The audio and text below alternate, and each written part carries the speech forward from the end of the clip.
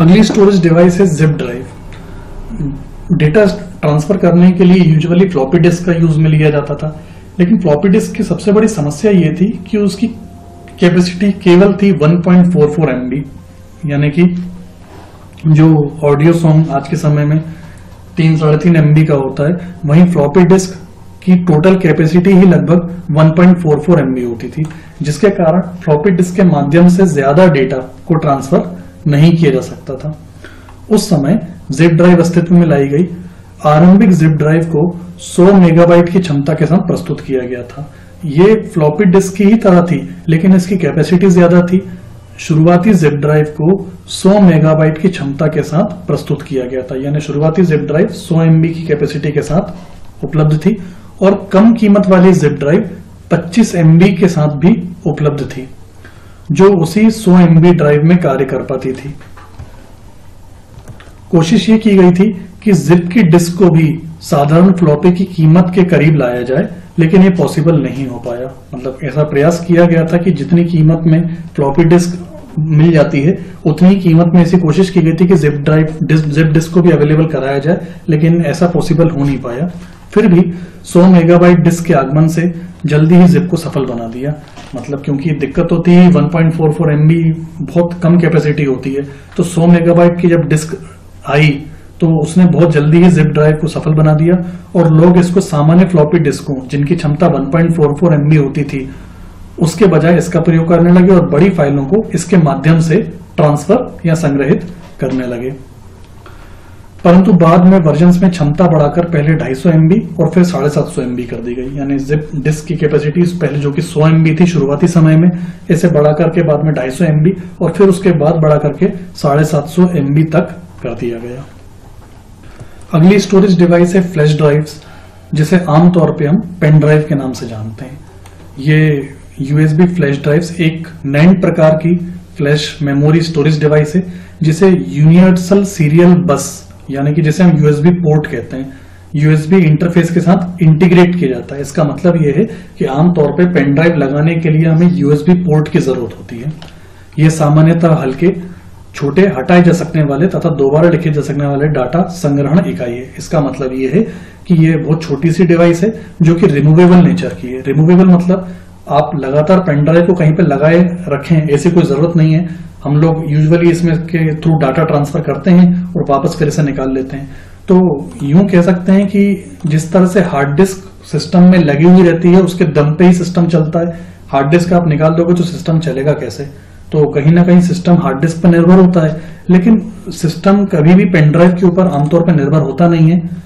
Pen drive यूं समझ लीजिए कि निकाल सकने योग्य है, सिस्टम कहीं से भी उस पर निर्भर नहीं है, तो इसका नेचर रिमूवेबल कहलाता है। अभी के समय में पेन ड्राइव्स कई सारी कैपेसिटीज के साथ अवेलेबल हैं, ज्यादा स्टोरेज के साथ भी अवेलेबल हैं। जैसी जिसकी रिक्वायरमेंट होती है उस हिसाब से वो पेन ड्राइव यानी फ्लैश ड्राइव्स को इस्तेमाल करता है। Flash drive portable storage device है। विशेषकर फ्लॉपी डिस्क की अपेक्षा इसमें कई लाभ है। फ्लॉपी डिस्क की अपेक्षा तो खैर कई लाभ है ही, क्योंकि फ्लॉपी डिस्क पे ज्यादा भरोसा नहीं किया जा सकता था। जरा भी धूल या मॉइस्चर के कारण फ्लॉपी डिस्क का परफॉर्मेंस खराब होता था और कई बार वो खराब भी हो जाती थी। लेकिन पेन ड्राइव पे भरोसा किया जा सकता है, और बहुत इसकी कैपेसिटी ज्यादा भी है फ्लॉपी डिस्क की तुलना में। तो इनके बीच में हालांकि कोई कंपैरिजन है नहीं, उसकी फ्लॉपी डिस्क की तुलना में बहुत ज्यादा टिकाऊ और बेहतर है। फ्लॉपी डिस्क के इंटरनल स्ट्रक्चर को इस विजुअल में दिखाया गया है, और इससे रिलेटेड थ्योरी आप नोट भी कर सकते हैं। अगली स्टोरेज डिवाइस है ब्लू रे डिस्क। जैसे सीडी का अपडेटेड वर्जन डीवीडी है, यूं समझ लीजिए कि डीवीडी का अपडेटेड वर्जन ब्लू रे डिस्क है। स्वाभाविक है डीवीडी की तुलना में इसमें बहुत ज्यादा डेटा स्टोर किया जा सकता है, हाई डेफिनेशन डेटा स्टोर किया जा सकता है। यह डिस्क प्रारूप परंपरागत डीवीडी की संग्रहण क्षमता से 5 गुना अधिक क्षमता रखती है, जो एक स्तरीय डिस्क में 25 GB एवं द्वितीय स्तरीय डिस्क में 50 DB तक का डेटा स्टोर कर सकती है। तो बहुत अधिक डेटा स्टोरेज के लिए डीवीडी के बजाय आप ब्लू रे डिस्क का भी इस्तेमाल कर सकते हैं। जहां वर्तमान ऑप्टिकल डिस्क जैसे डीवीडी और उसके वर्जन्स डेटा को रीड और राइट करने के लिए लाल लेजर पर निर्भर करती हैं, लाल लेजर पे, वहीं ब्लू रे डिस्क में इसके स्थान पर नीला बैंगनी लेजर यानी ब्लू वायलेट लेजर का प्रयोग किया जाता है, इसलिए इसका नाम ब्लू रे है। यूं समझ लीजिए कि डीवीडी राइटर कभी भी ब्लू रे डिस्क को रीड नहीं कर सकता, क्योंकि डीवीडी राइटर में जिस तरह का लेंस होता है वो लेंस ब्लू रे डिस्क के लिए आइडियल नहीं है। तो ब्लू रे डिस्क के लिए एक अलग लेंस का प्रयोग किया जाता है, वो लेंस नीली बैंगनी लेजर यानी ब्लू वॉयलेट लेजर पर बेस्ड होता है। ब्लू रे के वर्जन को वर्तमान में दुनिया के 180 से अधिक अग्रणी उपभोक्ता इलेक्ट्रॉनिक्स, व्यक्तिगत computer, recording media, video game तथा संगीत कंपनियों द्वारा समर्थन प्राप्त है। इसका मतलब यह है कि बहुत सारी कंपनियों के द्वारा इस ब्लू रे की टेक्नोलॉजी को अडॉप्ट कर लिया गया है और संभव है कि भविष्य में डेटा स्टोरेज में ये एक आइडियल डिवाइस हो, यानी कि हो सकता है कि आगे के समय में डीवीडी का यूज होना ही बंद हो जाए और बजाय इसके ब्लू रे डिस्क ही अस्तित्व में अवेलेबल हो। अगली डेटा स्टोरेज डिवाइस है एसएसडी यानी सॉलिड स्टेट ड्राइव। यह देखने में हार्ड डिस्क की तरह ही होती है, लेकिन इसकी स्टोरेज कैपेसिटी हार्ड डिस्क से कहीं ज्यादा होती है। इसमें हार्ड डिस्क की तरह न ही कोई मोटर होती है और न ही कोई घूमने वाली डिस्क। यह इंटीग्रेटेड सर्किट को डेटा स्टोर करने के लिए मेमोरी की तरह इस्तेमाल करती है। एसएसडी बिल्कुल रैम की तरह सेमीकंडक्टर से बनी होती है। यहां पर मैं एक बात आपको बता दूं कि यदि आप डेटा स्टोरेज के लिए हार्ड डिस्क के बजाय एसएसडी का यूज करते हैं तो सिस्टम की स्पीड कई गुना ऑप्टिमाइज हो जाती है, कई गुना बढ़ जाती है। एसएसडी बिल्कुल रैम की तरह सेमीकंडक्टर से बना हुआ है, लेकिन रैम की प्रकृति के विपरीत यह एक स्थायी मेमोरी है। रैम की प्रकृति कैसी है कि रैम डेटा को कभी भी परमानेंटली स्टोर नहीं करता, जबकि रैम की प्रकृति के विपरीत यानी रैम के अपोजिट ये डेटा को परमानेंटली स्टोर करती है। लेकिन इसको बनाने की टेक्निक रैम की तरह सेमीकंडक्टर से बनी हुई है, जिसके कारण इसकी स्पीड हार्ड डिस्क से कई गुना ज्यादा है। एसएसडी की कॉस्ट भी हार्ड डिस्क से कई गुना ज्यादा है। जिस प्रकार से पेन ड्राइव और मेमोरी कार्ड डेटा को संग्रहित करता है, ठीक उसी प्रकार से एसएसडी भी डेटा को संग्रहित करती है। एक तरह से कह सकते हैं कि एसएसडी पेन ड्राइव का एक बड़ा रूप है। एसएसडी में कोई भी यांत्रिकीय पुर्जा यानी मैकेनिकल आर्म नहीं होता। जैसे मैंने हार्ड डिस्क में आपको बताया था कि मैकेनिकल प्लेट्स होती हैं, उन प्लेट्स में डेटा को डालने और निकालने के लिए हेड का इस्तेमाल किया जाता है। यहाँ इसमें कोई मैकेनिकल आर्म नहीं होता, इसलिए डेटा को लिखने तथा पढ़ने के लिए एसएसडी में एम्ड प्रोसेसर का यूज किया जाता है। एम्बेडेड प्रोसेसर यानी प्रोसेसर उसमें एम्ड रहता है यानी उसमें मर्ज रहता है, जिसे कंट्रोलर भी कहा जाता है, जिसकी मदद से डेटा को लिखा तथा पढ़ा जाता है। एसएसडी की गति को नियंत्रित करने के लिए कंट्रोलर का प्रयोग किया जाता है। नियंत्रण के लिए आवश्यक यह जो भी डिसीजन लेता है, जैसे डेटा को स्टोर करना, डेटा को प्राप्त करना या मेमोरी में लाना, ये सभी डेटा की गति को निर्धारित करने में महत्वपूर्ण भूमिका निभाते हैं। नीचे दिए हुए विजुअल में एक एसएसडी का एग्जाम्पल दिखाया गया है और इस तरह के एसएसडी को आजकल लैपटॉप्स और डेस्कटॉप पीसीज में डेटा स्टोरेज के लिए बहुत ज्यादा यूज में लिया जाता है। अगली स्टोरेज डिवाइस है एसडी मेमोरी कार्ड, एमएमसी यानी मल्टीमीडिया कार्ड। मल्टीमीडिया कार्ड एक फ्लैश मेमोरी कार्ड मानक है। फ्लैश मेमोरी कार्ड जिस तरह से पेन ड्राइव को चलने के लिए किसी ड्राइवर की जरूरत नहीं है, उसी तरह से एसडी कार्ड को भी चलाने के लिए किसी अलग से स्पेशल ड्राइवर की जरूरत नहीं है।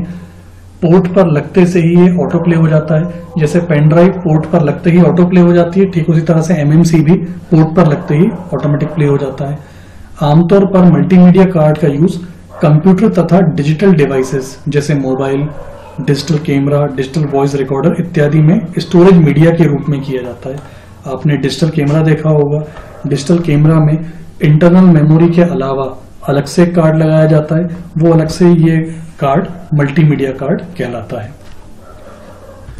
ठीक जिस तरह से मल्टीमीडिया कार्ड डेटा का स्टोरेज करता है, उसी प्रकार से एसडी यानी सिक्योर डिजिटल भी फ्लैश मेमोरी कार्ड का ही एक प्रारूप है। यूं समझ लीजिए कि पर्पस दोनों के सेम है। देखिए एसडी यानी कि सिक्योर डिजिटल कार्ड हो या एमएमसी यानी मल्टीमीडिया कार्ड, दोनों का पर्पस सेम है, डेटा को सुरक्षित करना। लेकिन दोनों का साइज में अंतर है। साइज में अंतर होने के कारण दोनों के पोर्ट अलग अलग होते हैं। पोर्ट अलग होने का मतलब कि जिस पोर्ट में मल्टीमीडिया कार्ड फिट होगा उसमें एसडी कार्ड फिट नहीं होगा, या यूं समझ लीजिए कि जिस पोर्ट में एसडी कार्ड फिट होगा उसमें कभी भी मल्टीमीडिया कार्ड फिट नहीं होगा। हालांकि जैक लगा करके इनको हम कुछ ना कुछ अरेंजमेंट करके इस्तेमाल में ले सकते हैं, लेकिन दोनों के पोर्ट्स पूरी तरह से अलग अलग हैं। SD कार्ड को हम मेमोरी कार्ड भी कहते हैं, मेमोरी कार्ड जो मोबाइल में लगाया जाता है। SD कार्ड का पूरा नाम सिक्योर डिजिटल कार्ड है, जिसका प्रयोग हम डाटा स्टोर करने, फोटो, वीडियो, फाइल्स इत्यादि को संग्रहित करने के लिए करते हैं। इनका सबसे अधिक यूज मोबाइल उपकरण में किया जाता है, मतलब मोबाइल्स में आप जो कार्ड लगाते हैं एक्सटर्नल स्टोरेज के लिए, एक्स्ट्रा स्टोरेज के लिए लगाते हैं, वो SD कार्ड कहलाते हैं यूजुअली। इनके विजुअल्स को यहाँ दिखाया हुआ है, इनके विजुअल्स को आप देख सकते हैं और साथ में नोट भी कर सकते हैं।